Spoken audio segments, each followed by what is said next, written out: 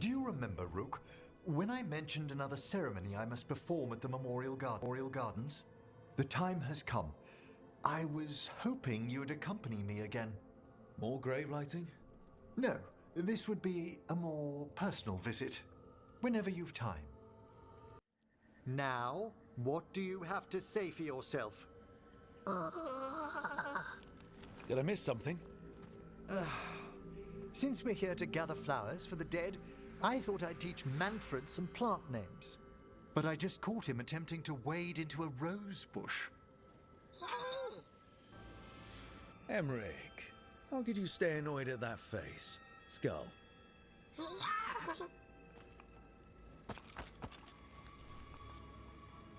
Oh, Manfred. Whatever will happen to you if I pass on? If? There's something I'd like to talk about.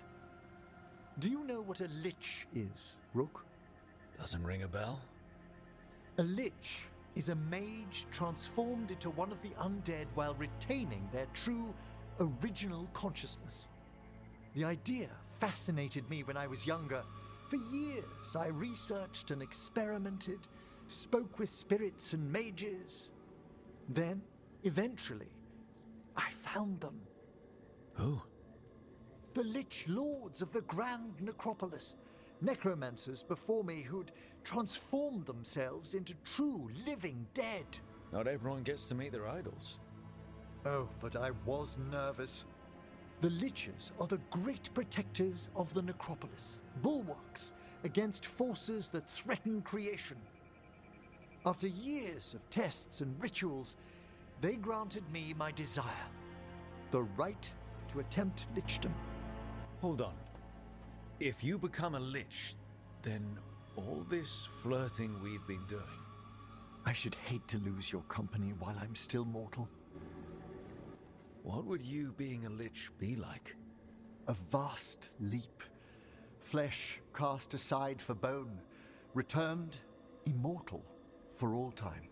And you'd be a powerful undead mage with secrets beyond mortal understanding. A cherished desire. That's perfect. Oh, I'd inform you before making any decisions to... questions of lichdom are... Lichdom is an incredible honor. Immortality, prestige, the most hallowed ranks of the Watchers, as well as a chance to be of service past my allotted years. But there are considerations. Come, we have flowers to gather for the dead. Okay, but I've got questions. Blue creepvine. This will do nicely. Emmrich, aren't most undead just random spirits inside corpses? Liches are different. It wouldn't be a spirit acting in my name. My true consciousness would be housed in my departed flesh. How? The Order must keep some secrets. Moon blossoms, famed in verse and song. Smells like perfume. Do liches have a sense of smell? I've been told that while some of my senses will dull, others will become available. Other than that, I can't say if the flowers would still hold their bloom for me. Lichdom serves a purpose. There are dark things in creation, threats to both our world and the Fade. The Liches of the Necropolis have the insight and the abilities to oppose them. And you're joining them... when? Certain elements have held me back. There's no ready instructions for lichdom. The steps must be discovered on one's own over years to be fully understood. Does the spell to become a lich kill you, or do you have to... No, mercifully, that falls to another watcher. After my death, my soul will be drawn back into my body instead of moving on to whatever lies beyond. So, what's holding you back from lichdom? Even with all my preparations, there's a chance I could die. permanently during the rites. What cowardice! A promise of immortality, an end to all my fears, and the final veil stays my hand. If you want lichdom that badly, you have to go for it. I always thought I'd find the courage when I grew older. Traditionally, candidates for lichdom face one final sifting of the soul. If they avoid it, you saw my old colleague. Hezenkos? She's a lich. A half-lich, though that hasn't diminished her powers. Until I stop her plans, I won't possess the peace of mind for lichdom. Why don't you select the next flowers, Rook? Sure. So, what's a half-lich exactly? Johanna attempted the rites of lichdom and failed. Stuck in her in-between state, she is supremely dangerous, but can't learn any new magic.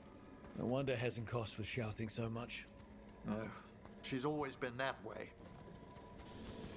What about the sifting of a soul that Hezenkos avoided? The spirits of the necropolis judge whether a candidate is worthy of the power and responsibility of lichdom. How'd she become a lich without it? I shared some knowledge when we were colleagues. She apparently put together more than I knew. It would be just like her to skip the rituals, the cleansings, the preparations of the soul.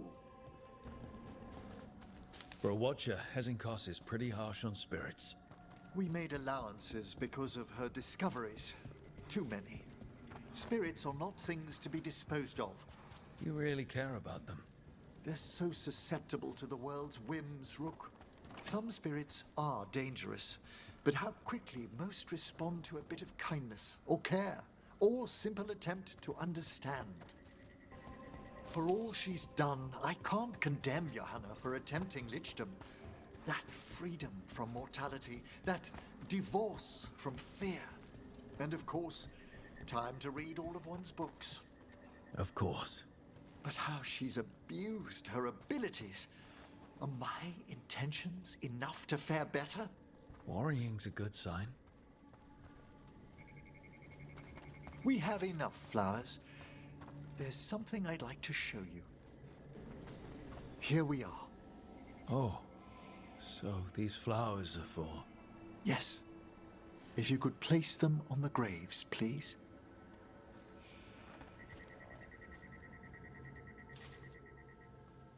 In memory of Rupert and Eleonora Volkarin. They walk eternity hand in hand.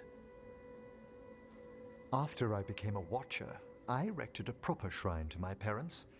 When I come to talk, I like to think they listen. Well, don't be shy. Introduce yourself. Rook, it's a pleasure. Do you remember your parents? Some memories are bright. Others are akin to those dim early morning dreams one gets sometimes. Lately, I wondered what they'd think of our current course, the choices ahead. Your lichdom. What would they have wanted me to be? Happy with someone who cares for you.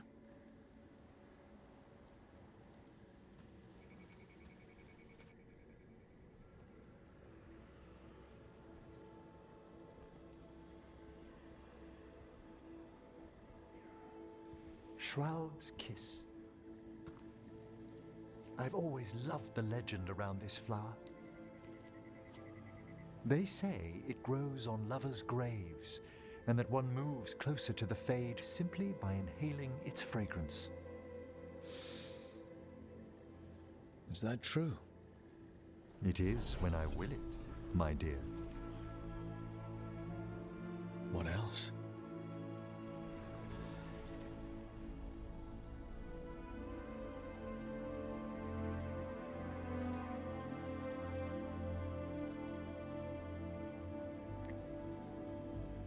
What a day of unexpected splendor.